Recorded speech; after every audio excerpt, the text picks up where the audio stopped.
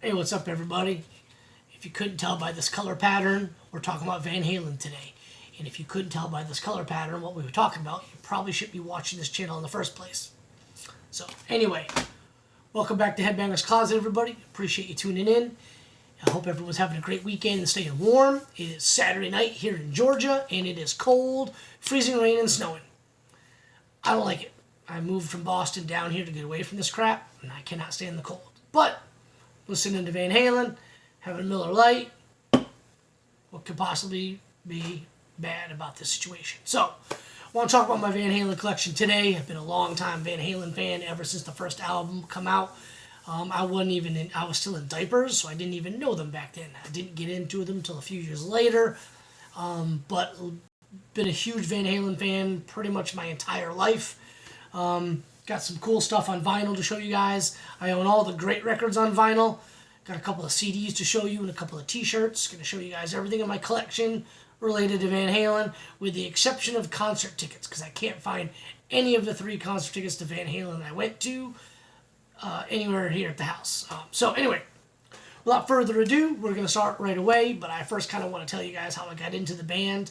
Wasn't a Van Halen fan, didn't really even know who they were, but I was raised on MTV. I was a latchkey kid growing up, so I'd get off the bus, go home, get the key out of the hiding spot, unlock the door, go in, put my book bag down, grab a snack and a soda, and watch MTV. I did that from the minute I got home until the minute my mom got home around 5:30 every day, Monday through Friday, for years on end. I was raised on rock videos and MTV. Back then it was hair bands, but still, it was awesome. So I kind of knew who Van Halen was, but I wasn't a fan. Well, the 1984 album came out on January 9th, 1984, just 9 days into the year. But as it was the case back in those days, I believe the video for Jump came out like a few weeks prior. My mom happened to go with some of her girlfriends to a high school reunion. I don't know, it was like the 15th or whatever high school reunion. Hell, I don't know what it was. But she went. And I stayed with the sons of, and the dad of her girlfriend.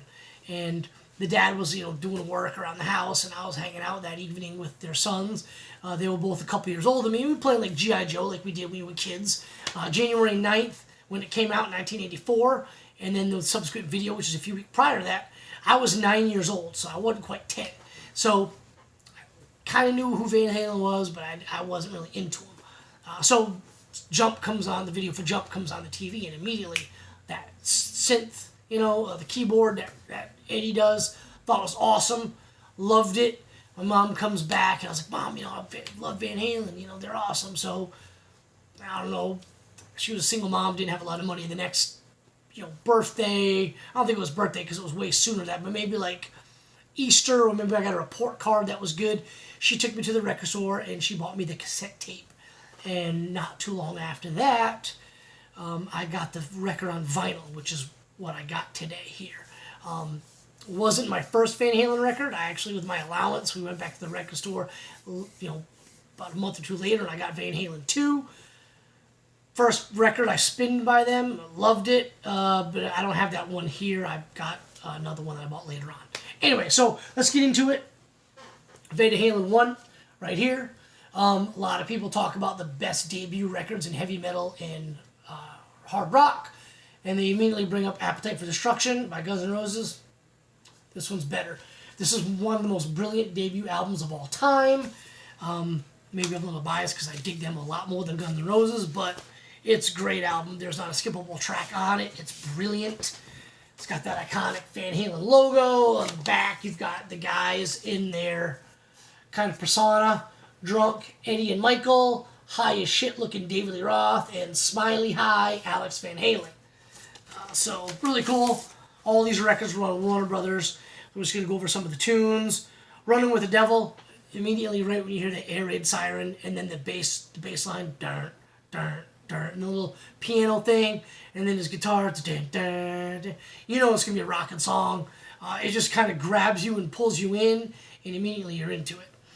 You got Eruption, You Really Got Me, Ain't Talking About Love, I'm the One. Jamie's Crying, Atomic Punk, Feel Your Love, Little Dreamer, Ice Cream Man, and On Fire. Ice Cream Man is one of my favorite Van Halen songs. It's great. Everything about this record's awesome.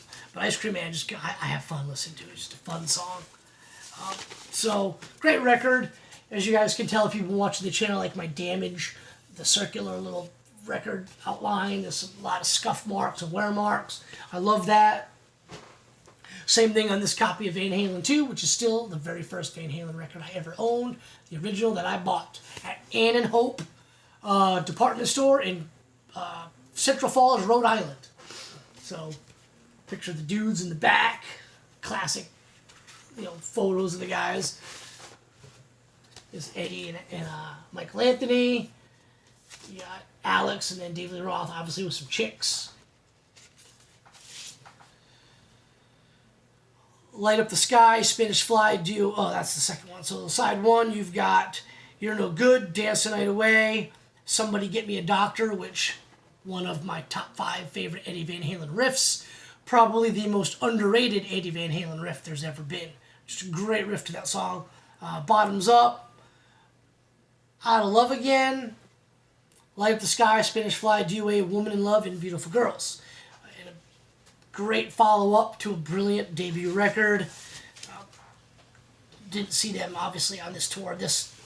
So the first one came out February 10th, 1978. This one came out March 23rd, 1979. So a little over a year and a month since the first one. And that's kind of a theme. They all come out about a year and a month or so from the previous. So they're basically recording the album, and then it comes out. They tour it, go back in, write and record another one, and release it all within about a year and a month's time of the previous one, which I think is awesome. A lot of bands did that back then. Now you're not gonna see that. You're gonna see, if you're lucky, every 2 to 3 years you get a record from a band you're into. So, next record that come out is Women and Children First. And by the way, all of these, they might not be original pressings, but they're original to the year they were released. Which I'm really proud of that fact that I've got them all. The only one that I only have 2, 1984 and Van Halen 2, which were the original ones that were bought for, either I bought or bought for me. The rest of them I got later on in the 80s, early 90s. So, great picture of the guys. Check out that guitar. Eddie Van Halen, color pattern. Obviously, that to me looks like an Explorer type body, maybe like a Kramer. Guitar aficionados, correct me if I'm wrong, please. In the comments below, that's what it looks like to me. And if I'm right, you don't see Eddie Van Halen playing those, at least in most of the later videos that I've seen, you don't see him using that kind of guitar very much. So, on Women and Children First, which is a great record, you've got Incredible Rock, Everybody Wants Some. Now, a great song. If you've seen the movie Better Off Dead with John Cusack, it's an 80s movie. Number one, it's hilarious, so you need to see it anyway because it's a great comedy, but there's an awesome scene where with Everybody Wants Some. I'm not going to ruin it for you. Check out the movie because you should, because it's great, but you're going to love that scene. Really, really cool scene. Then we've got Fools, Romeo Delight, Tora, Tora, Tora, Lost Control, Take Your Whiskey Home, great song. Could This Be Magic, and In a Simple Rhyme, which is a great song. So this one, Women and Children First, March 26th, 1980. So a year and just 3 days from the previous one. Really, really taking advantage of being hot. The first album come out and they instantly became a world sensation. Had a buddy that saw him live back in those days, a little older than me. He was a fireman with my brother. And he was telling me one day how he saw him back on that Van Halen 2 tour, and just crazy stories about the band then. So, next one is Fair Warning. Fair Warning came out April 29th, 1981.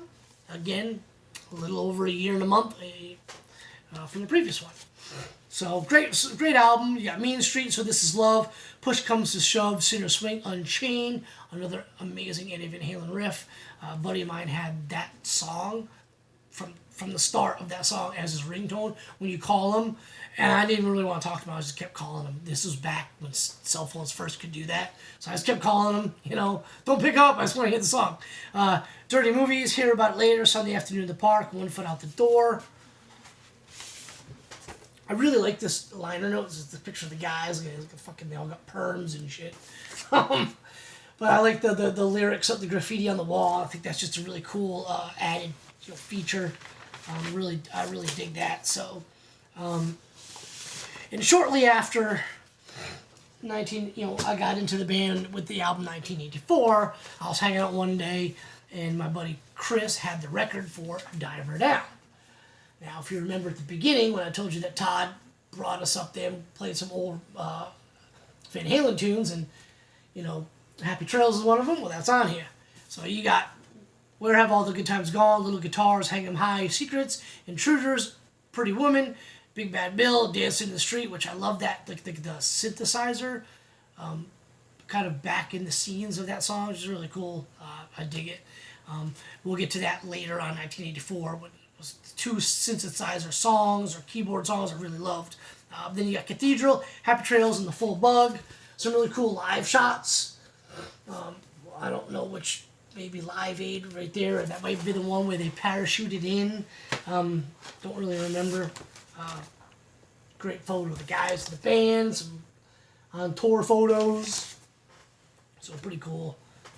And I gotta be careful with all these because a lot of it's kind of ripped, and I don't want to destroy it any more than I kind of already have. So here's 1984. Great record. Still got featuring the hit single "Jump" and the price tag. We've got the instrumental to 1984. We got "Jump," Panama, Top Jimmy, Drop Dead Legs, great riff. Hop Teacher, another great riff, great drums. Drop Dead Legs was actually featured in an episode of Family Guy, which was kind of cool. I'll Wait, which again, that's the one I was talking about. Another heavy synthesizer keyboard song, which at the time when I heard it, I really didn't know what it was about. Like I was like, that's not a guitar. I really didn't know what it was. I was young, I was 9 years old, and Girls Gone Bad, House of Pain. But I loved I'll Wait, still do.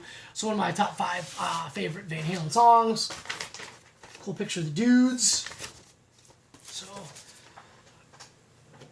kind of funny that I still have this record. I remember, being a heavy metal rock fan. My mom's like, "Oh, it's just a phase," going through. Well, here we are, Mom, 35 plus years later, still into it. So who's laughing now? Thanks. But in all seriousness, my mom's badass. Back in the day, in the 80s, I'd see a great band on MTV I liked. When I say great band, don't make fun of me, I was a kid. So Cinderella and Dawkins and Britney Fox and Poison are in that category, and I still like them to this day. But she bought me all the cassette tapes, like Christmases, birthdays, freaking. If I actually did good on my report card, which is rare, I get something. A lot of kids would get toys. She'd buy me tapes because she was a music lover. I was a music lover. We just like different kinds of music. Anyway, she's a hero. She bought me the cassette tapes and kind of really fueled that fire, and I really appreciate that from my mom. So if you're watching, Mom, love you. Next one we got. Oh, and by the way, Diver Down, April 14th, 1982, 1984, January 9th, 1984. So like I said, you can see the pattern. So a couple years later, Eddie Van Halen and Dave Lee Roth have the big hug. Dave Lee Roth leaves the band. They get Sammy Hagar. And on March 24th, 1986, they release another friggin' masterpiece. One of the greatest frontmen of all time leaves their band at the height of their career. After, in my opinion, with Van Halen 1 in 1984, they've already released 2 masterpieces in their catalog. The other records are phenomenal. But then they lose their singer, and they bring in Sammy Hagar, and they release another freaking masterpiece, and they just couldn't even envision it, but they just go from huge to mega huge. MTV put out the live, it was like a VHS tape they put on MTV, and it was filmed in New Haven, Connecticut. I forgot what it was called, but we would watch that video. We recorded on VHS and then mimic. Just great record. And a new spin on the classical logo, which is really cool. Not a skippable track on this thing. Best of Both Worlds, Dreams, Why Can't This Be Love, Love Comes Walking In, 5150, Inside, Good Enough, Summer Nights, and Get Up. I only remember 2 videos from this record. The Best of Both Worlds, it was always the live version from that live show that they played on MTV. And then the Dream song with the Blue Angels. and the whole song was nothing but the actual video was nothing but the song and the Blue Angels flying, which I thought was really freaking cool. So this come out, like I said, March 24th, 1986. I was not quite 12 years old yet, so all of this stuff came out when I was impressionable, and I loved every friggin' second. So that's the last of the vinyls I've got. I lost the cassette tape and CD to OU812, which came out basically 2 years after 5150 on March 24th, 1988. Well, I actually saw him on that tour. That was the first time I saw Van Halen. And basically, that's when Sammy Hagar, he says he got fired. Eddie Van Halen says he quit, whatever, yada, yada, yada. I'm not going to get into, like, the backstory of the band. There's plenty of books and documentaries you can watch for that. But that was in 1988. For Unlawful, actually, shit, no, my mistake. I'm a jackass. They released in 1991, June 17th, 1991, For Unlawful Carnal Knowledge. I was ending my first year of high school. This one come out. Great songs like Pound Cake, Top of the World, and Right Now. MTV played the shit out of Pound Cake, and Right Now, they just, again, another stratosphere as far as popularity. But then that's when Eddie Van Halen and Sammy Hagar had their outs, and Sammy Hagar left. So this is the last record I have with Sammy Hagar. Then they kind of got Gary Cherone. I was in college when the Gary Cherone stuff come out, and honestly, I just wasn't feeling it. But they did release 2 greatest hits. Van Halen, Best of Both Worlds, 2 CD set, which does basically both. They go every other song on both discs. So it's David Lee Roth, Sammy Hagar, David Lee Roth, Sammy Hagar, which was really good stuff. Great songs. And then, so that basically was released Best of Both Worlds, January 20th, 2004. But before that, in 1996, they come out with Best of Volume 1. And they get David Lee Roth kind of back in the fold for a couple songs. Me, Wise Magic's a really good song. But the hidden gem on this record is Humans Beings. When I talk about greatest Eddie Van Halen riffs, that's right up there with it. It's not on a studio album, so it's, in my opinion, it's a hidden gem. But it's amazing. Great song. It's got to be in my top 3 favorite Van Halen songs. It's that good, and it's on this track. So, got a couple of t-shirts for you guys. Check out. Van Halen, classic Van Halen, hot chick on a motorcycle. And then basically I just got some regular Van Halen shirts, just with the classic logo. Got a heather gray Van Halen logo. And then a black one. Same thing. And then my favorite Van Halen shirt really is my throwback tour 1983 Van Halen. So that's my Van Halen collection. I hope you dig it. Let me know in the comments down below what you think of Van Halen.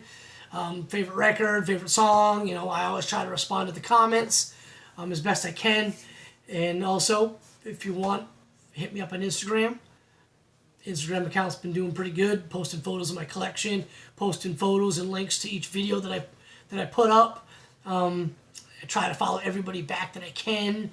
As long as you're not some kind of porn chick cam model that wants me to send you money, then I'll follow you back. If not, those chicks get deleted. And I don't want my wife to see that shit. So, but anyway, check me on Instagram. Like I said, leave a comment below. Hit the like and subscribe if you hadn't already. I appreciate it. And hope you dig it. Until next time, guys. Cheers.